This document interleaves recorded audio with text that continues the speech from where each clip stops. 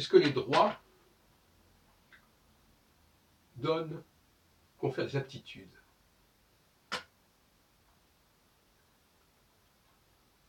Est-ce que, par exemple, lorsque l'on obtient un droit, ça nous donne une capacité particulière? Je ne parle pas de droit, justement, à avoir tel et tel service, mais est-ce que ça nous rend plus intelligents, par exemple? Est-ce que ça nous intègre davantage? De simplement d'avoir ce droit.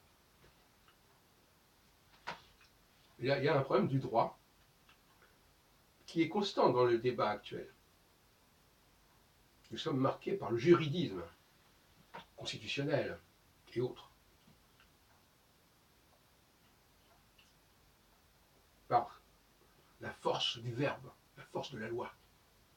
Il dit voilà, il est écrit ceci dans la Constitution, donc ceci, donc cela. Or, la loi, elle ne fait finalement que prophétiser quelque chose, que vouloir quelque chose, que désirer quelque chose. Elle est dans de ce qui peut devenir, de ce qui peut advenir, mais elle ne crée pas la réalité. Ou en tout cas, elle crée une réalité factice, fictive.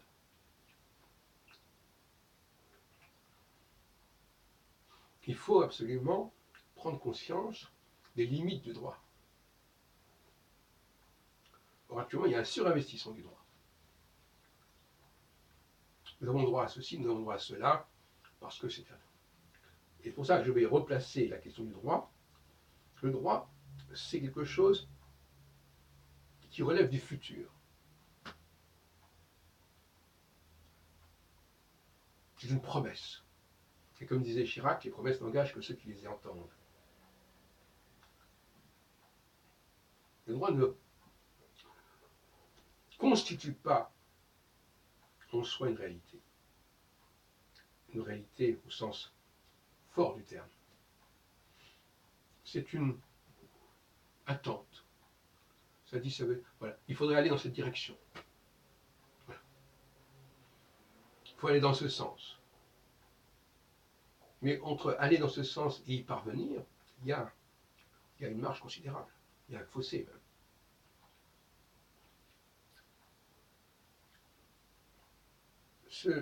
Cette vidéo rebondit sur des propos que nous avons tenus il y a 2 jours.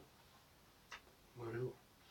Dans le café philo du lundi soir. Maintenant, nous avons des cafés philo McDo le lundi soir et le vendredi soir, dans les 2 cas, à 23h, lors de Sébastopol.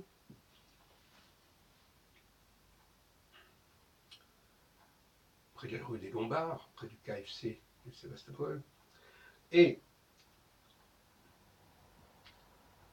je disais que le fait d'annoncer des choses peut avoir des effets extrêmement pervers. Nous annonçons ceci, nous annonçons cela. Nous voulons ceci, nous voulons cela. Oui, ceci va arriver, ceci va se produire. C'est peut-être, c'est ce que j'ai appelé l'autre jour, peut-être la véritable signification du fruit défendu, du fruit interdit, dans le jardin d'Éden. Je renvoie à la vidéo là-dessus, que j'ai tournée avec Jean-Paul, Marc et Philippe Riemann. Et le droit, c'est pareil. Il y a un effet d'annonce. Croyez-vous sérieusement que lorsqu'on écrit une constitution et qu'on fait une déclaration des droits de l'homme, ça correspond à une réalité, à une vérité profonde? Non. C'est une annonce. Il suffirait de dire nous sommes ceci, nous sommes cela pour que ce soit vrai. C'est une plaisanterie. Il suffirait de donner à quelqu'un un certificat, une carte d'identité, pour que du jour au lendemain, il acquiert des capacités qu'il n'avait pas la veille. Non. C'est une annonce. On souhaite qu'il en soit ainsi, c'est tout. Il faut resituer le droit dans une perspective prospective. C'est-à-dire, voilà. On voudrait aller dans ce sens. On voudrait y arriver, mais on ne donne pas les moyens d'y arriver. Est-ce que, par exemple, dans un bail commercial, on dit, voilà, vous allez payer ceci ou cela. Est-ce qu'on dit aux gens comment ils vont payer? Pas du tout. C'est à eux de se débrouiller. Il y a toujours une inconnue dans un élément de droit dans un contrat. Comment on va arriver à cela? Alors, on peut prendre des précautions, des garanties, etc. Mais globalement, le droit ne donne pas les moyens de parvenir à ce qu'on dit. Il va même proposer, même s'il propose des élections, ça ne veut pas dire que ces élections vont résoudre les problèmes. Ça peut aller dans ce sens-là, c'est tout. C'est la différence entre, par exemple, la monarchie, elle ne relève pas du droit. Ce sont des faits. Voilà. Il y a quelqu'un qui descend de celui-ci et de celui-là. Ça, c'est un fait. C'est quelque chose qui nous décrit le passé. Or, le droit, lui, nous décrit le futur. Tout à fait différent. Le passé, c'est tout simplement les scientifiques qui travaillent sur le passé, les historiens travaillent sur le passé, les biologistes travaillent sur le passé. Ils ne sont pas en train de tirer des plans sur la comète. Par contre, le peuple, lui, il est dans une sorte de psychose juridique.